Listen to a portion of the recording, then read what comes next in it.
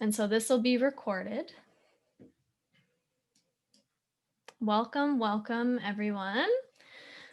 Thank you for joining us for this last panel of the day, last panel of CrimCon. What? So I am your host, Bree Beaupre. I'm an assistant professor at Wichita State University, and I'm also a board member of CrimCon. So we are super excited to be hosting this and having everybody here. We had over 300 presentation submissions, and I've seen fantastic presentations the past 3 days. And so we are super excited. Just to let you know what to expect. We are switching, well, actually, so the first presenter couldn't make it, so we're only having 2. So the last 2 presenters, just wanted to give you a heads up. Each presenter will have 10 minutes. And when you have questions, please type them in the Q&A. And so Julio, I'm gonna start your presentation. Oh, and if you're an attendee, ask questions in the Q&A. And remember to have fun. So we started CrimCon because, we wanted this to be something fun, interactive, and different. So we're super excited to have you here. And without further ado, I'm going to pass it over to Julio. I'm going to be manually going through his slides. So that's why if you hear him say next, it's for me.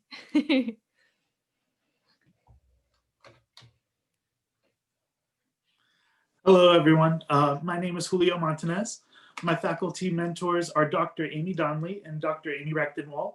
We conduct research at the University of Central Florida. Today, we will be presenting our project focusing on the impact of state-level anti-racism, gender equality, and IPV-related statutes on poverty rates against women overall, Black women, and female-headed families. Next.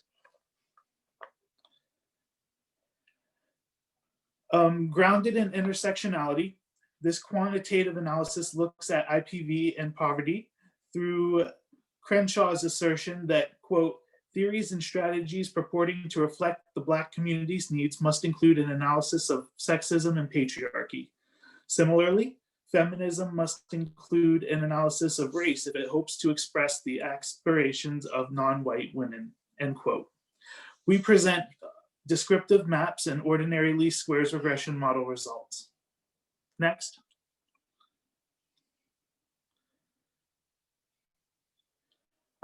So this project relies on secondary data sources and looks at the US's major subnational units.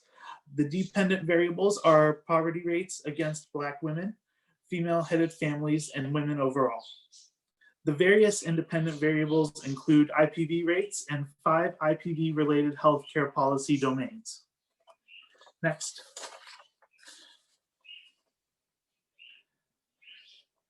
Measuring anti-racism, we divide the construct into 3 dimensions: the percentage of Black legislators in a state, the inverse of a segregation dissimilarity index, and the inverse of incarceration rates against Black people. Similarly, in measuring gender equality, we divide the construct into 3 dimensions: the percentage of women legislators in a state, the inverse of the wife to husband labor force participation rate, and the inverse of the female to male wage gap.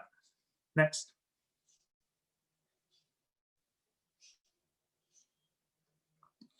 This slide presents a map distribution of poverty rates against women overall. As can be seen, there is a concentration of poverty rates among southern states, with a particularly extreme value in Mississippi. Next.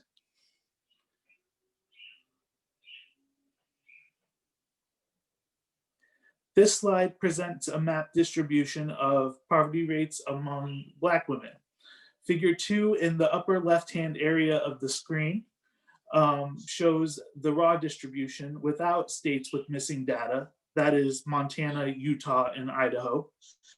In this context, North Dakota has such a high poverty rate against Black women, about 64%, that it is difficult to see the variation among the other states. So, figure 3 in the bottom middle area of the screen shows the visual distribution of poverty against Black women without North Dakota.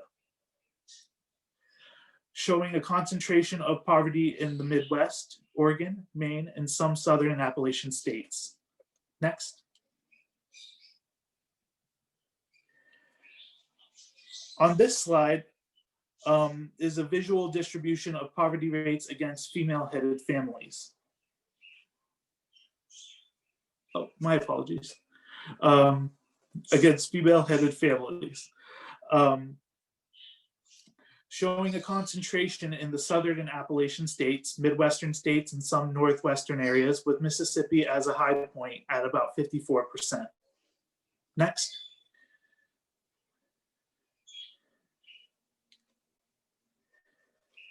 On this slide are OLS regression results looking at poverty rates against women overall, increased IPV healthcare related policies, anti-incarceration, and labor force equality, as well as women state legislators, were all associated with decreased poverty rates.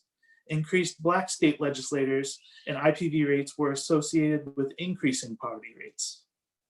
Next.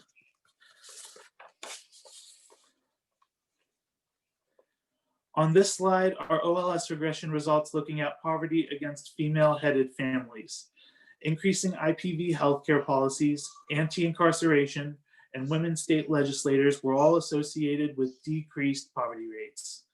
Increased Black state legislators and IPV rates were associated with increasing poverty rates.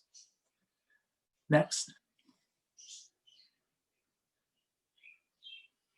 This slide presents OLS regression results looking at poverty against Black women. Increased IPV healthcare policies and anti-incarceration were associated with decreased poverty rates. Increased labor force equality and IPV rates were associated with increased poverty rates. Next.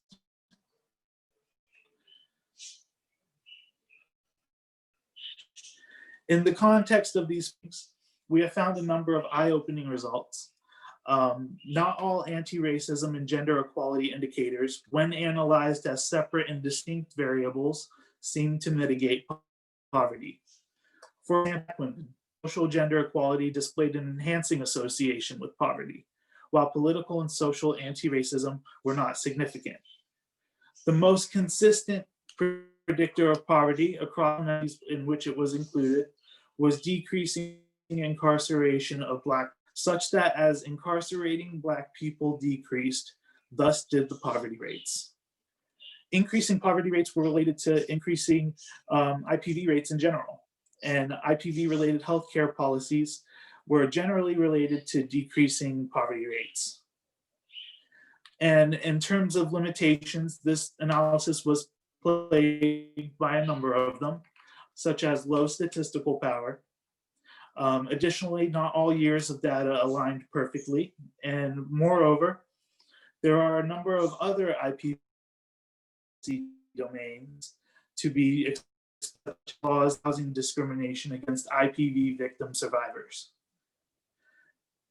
And there are a number of implications that can stem from present analysis, such as ending the incarceration epidemic in the United States that rips Black men away from their families and communities, a structure that also drags IPV victims of various backgrounds into system involvement through mechanisms like dual arrest, deportation, officer-perpetrated IPV, and the overburdening share of IPV survivor women in prisons and jails. Moreover, such an analysis shows that certain constructs and concepts within criminology may need to be broadened. For example, the term polyvictimization is generally seen as overlapping interpersonal violence types. Other researchers have added to this definition, asserting that polyvictimization is overlapping interpersonal, structural, and institutional violence. And finally, we need to treat the system, not the victim. As noted by researchers Gondorf and Fisher, battered women often employ increasing numbers of help-seeking strategies when confronted with heightening abuse. Thus, the failure is not on the shoulders of a passive victim. Rather, the failure is on the part of structures that fail to trigger an entire system of assistance and help. So, in conclusion, in order to move forward, critical eyes must be directed to structure. the ultimate source from which the twin ills of IPV and poverty are ultimately derived. Next.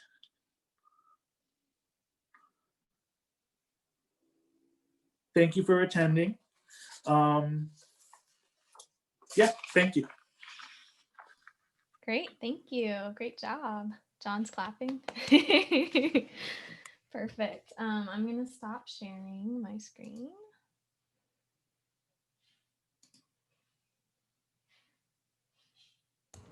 Okay, and then I'm gonna go ahead and share my screen. You'll see all my millions of tabs. Okay, so hello everybody. My name is John Costello. I am a fifth year PhD student, PhD candidate in Women and Gender Studies at Arizona State University. And today I'm going to be talking about youth-informed approaches to dating abuse peer advocacy. So I wanted to first start with a little bit of the background about this particular project. I'm going to be talking about the preliminary results taken from my dissertation data, kind of a very small part of it that I felt would speak more to a criminology audience. This project, though, was informed by my own experiences as an advocate in California, both as a prevention educator for youth and a emergency shelter advocate. And when studying about teen dating abuse and prevention specifically, and intervention, there really is a lack of knowing what teens are specifically doing when they are doing their peer advocacy. In the literature in academia. They're doing the work. There's a lot of nonprofit organizations in California and Arizona, as well as other states, that are training teens as peer advocates. But academia has not really focused on this particular area, but is focused on other things like sexual health. So I really am trying to learn and understand what teens are doing. They're kind of doing they're doing two things. They're doing direct peer-to-peer advocacy, so specifically working with a peer who is actively or previously who had experienced teen dating abuse, or they're doing outreach advocacy, things like presentations, tabling events, community events, things like that. But today I want to specifically talk about the peer-to-peer advocacy. So I did phenomenological, semi-structured interviews in Arizona and California. And this was more of an explorative study, the overall study is really looking at peer advocacy and teens' experiences as advocates and their understandings of how teen dating abuse is gendered. So that's the main overall project. There were 19 teens in total. Their mean age was 17 years old. Their ages ranged between 13 and 19 years old. They were overwhelmingly young women. 17 identified as young women, 2 identified as young men. And racially, they were very diverse. So almost half of the sample was Latinx, Chicanx. 3 were multiracial, 3 were Asian Pacific Islander, 2 were white, 2 identified as Black or African American, 11 identified as Hispanic, 8 as non-Hispanic, and all advocates on average spent about 5 hours a week doing their advocacy. So because this is a qualitative study, the results are going to be very quote heavy. So that's kind of where we're going to be going next. So advocates really identified listening as their number one way of helping somebody out. And they mentioned active listening too. So not just passive listening, but active listening, head nodding, looking in the eyes, things like that. And participant 14 says, it's comforting to know that there's someone out there that listens to them, and that will help them no matter what in their situation. So just the act of listening is something that can help somebody going through teen dating abuse. They also identified educating their peer about abuse and what abuse really is. So, participant 3 says she didn't actually know what she was going through. She thought that all those red flags, the possessiveness, she thought it was cute. I was at a meeting for my organization, and we were learning about unhealthy relationships and friendships. And I saw all the red flags, and I was like, what? And so then I shared the presentation with her, and she wasn't really informed either. And we were talking about it, and little by little, we did strikes. Like strike one, he's out. Strike two, you know. So that's how she let go of him slowly, and I helped her. So this advocate was really learning about what abuse was at her organization and was able to share that with somebody who was going through it in order to help them um, in their situation at that time. So just educating them about the dynamics of abuse. Because, right, that can be a very challenging thing to identify what abuse is in a relationship, and especially for teens. They also talked about the dynamics of the relationship as well. So, participant 9 says, one of my closest friends told me that her boyfriend said that he wanted to have sex with her whenever he wanted, and that was just like one of the expectations of the relationship. The fact that he like blatantly said that, I think that's just crazy to me. But I told her, I was like, that's not okay. He can't be doing that. Like, you're worth so much more. Yeah, I think just like talking to them and telling them, like reaffirming them that what they're doing is not okay. And this advocate was really identifying what is okay, what isn't okay in a relationship, and talking about that with their peer. And even saying things like, you're worth so much more, kind of identifying even what worth is and what self worth is within a relationship. They also really identified that peers need to be making the decisions and not the advocates themselves. So, participant 13 says, so I actually worked with this girl and we became friends. And she was talking with this guy, and then all of a sudden, I guess he got like really obsessed. And she had told me this, and she was telling me it like it was nothing. And I was like, whoa, that's like not okay. I was reassuring her, like, all right, that's not right. Like, maybe you want to call the police, things like that. It's hard when that happens to people. For me, it's like it tears me apart because I know there's only so much I can do, you know? Like, I can't make the decision to call the police for her. I can't. I can tell her every day, like, you deserve someone better. It doesn't mean she'll believe me. She doesn't believe it herself. So this advocate is kind of coming up with options for what this person might be able to do in their situation with this overly obsessive guy, like calling the police. But they're not going to do it for them. That's their decision to make, and they give them the autonomy to decide for themselves what is and is not appropriate to do in their situation, and navigating this experience of going through dating abuse.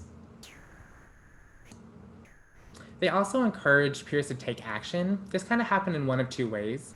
The first ways demonstrated by participant 1. She says, I didn't want to make her uncomfortable, the peer. But whenever she opened up, I encouraged her to try and leave. I think that it's a lot harder to leave an abusive relationship when it might sound, than it might sound, because you kind of experience there was a reason why you became involved with this person in the beginning, but it doesn't mean that you should stay involved. And even though this advocate is talking about how difficult it is to leave a relationship, they're still encouraging them to do that. And in a different way, participant 9 says, at school, a boy touched one of my friends, and she was really uncomfortable with it. But she was not necessarily someone to be outspoken and tell them that what they did was wrong. And I told her that she should tell the teachers. So in this way, and like many other advocates, they're trying to get the person to kind of take some kind of action for their situation and to do something, whether that's leave the relationship or tell a teacher, parents, police. And lastly, they facilitated conversations with authority figures. Participant 19 says, I actually connected her with the Wellness Center in our high school, which basically is there's social workers there. So I actually went there with her and introduced her to some of the people that I knew. And not only that, there was a teacher who was also one of her closest teachers. And I was able to work with her because my friend was just, she felt like she was embarrassed and also too afraid and in shock because she didn't know what to do. So the advocate was able to walk this peer over to the wellness center, facilitate conversations, and even connect her with other people that she might have felt more comfortable with. And so this project really has two major implications. The first is that this study provides concrete examples of techniques youth are using in dating abuse peer advocacy. And I argue that programs that target teen dating abuse can implement youth peer advocacy strategies into their prevention and intervention efforts, which are informed by youth led initiatives. Thank you very much. Awesome. That was great. So I'm going to open it up to Q&A now. Sometimes it takes a minute for people to type their questions, so might be an awkward minute here. I really enjoyed both your presentations. My dissertation used an intersectional lens and phenomenology to interview women impacted by the legal system. So I really liked both of your presentations because they both kind of aligned with what I'm doing. And I liked Julio's presentation. I thought it was interesting. The women I interviewed were from Oregon. And so some of your findings, specifically about Oregon, made sense to me, and I would love to be able to cite this presentation in an article I have under review. So perfect.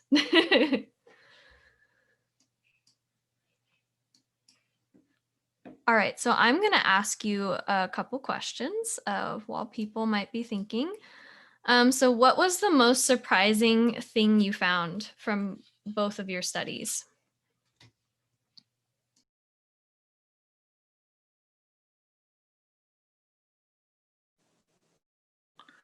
Um, so, North Dakota, 64% poverty rate against Black women. That was quite surprising. Just very took me aback. Why do you think that is? Have you been to North Dakota?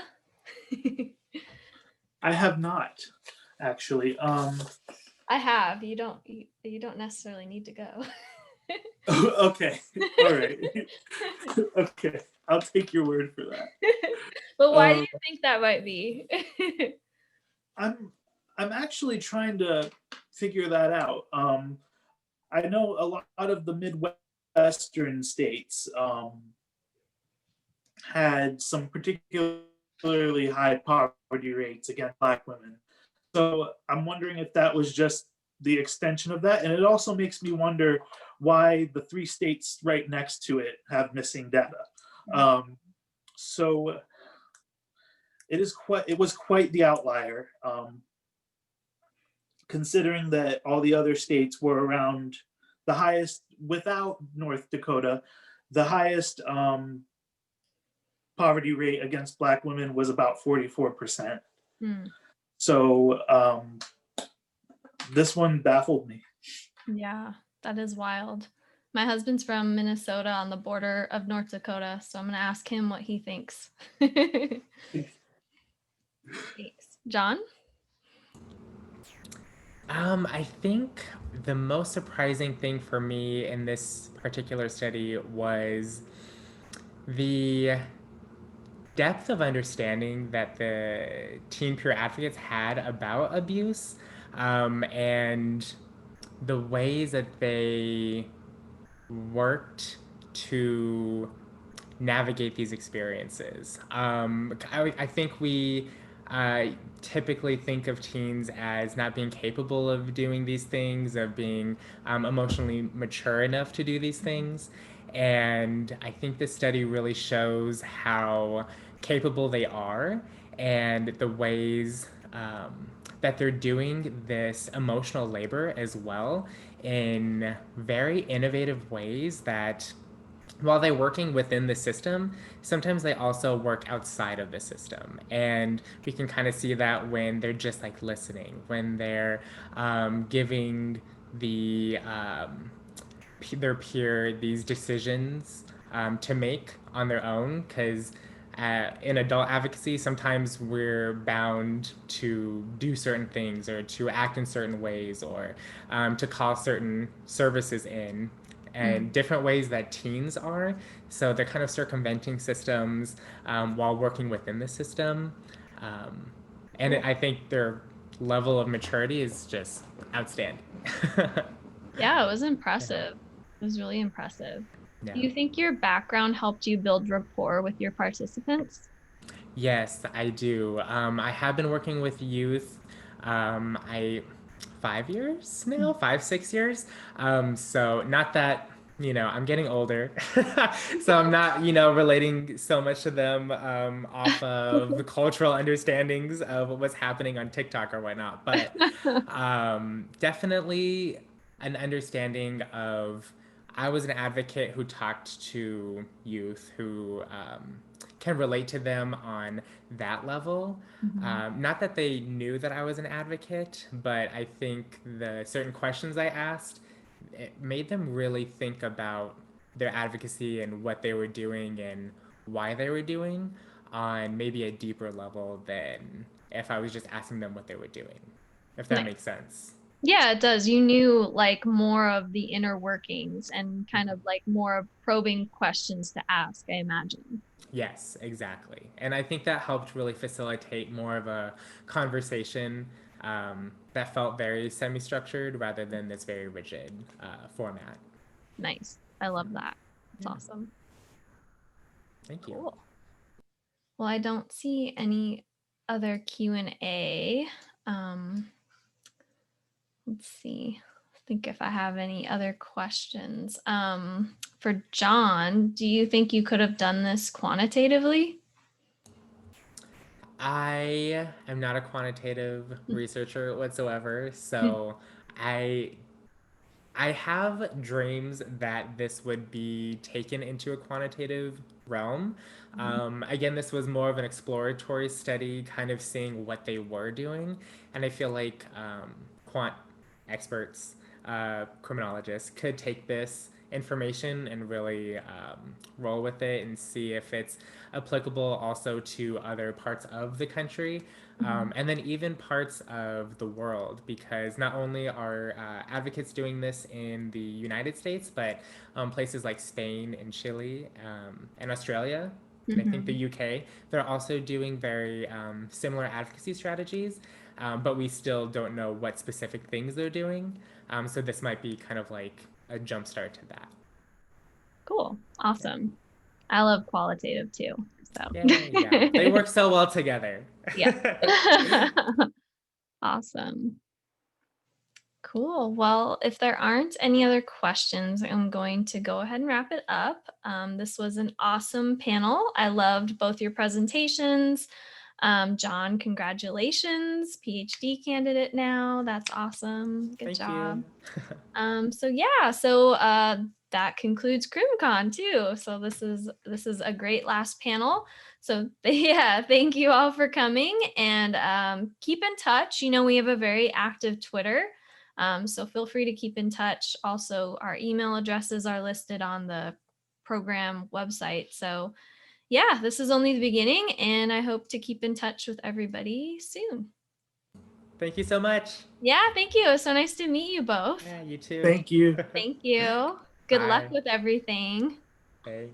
Bye.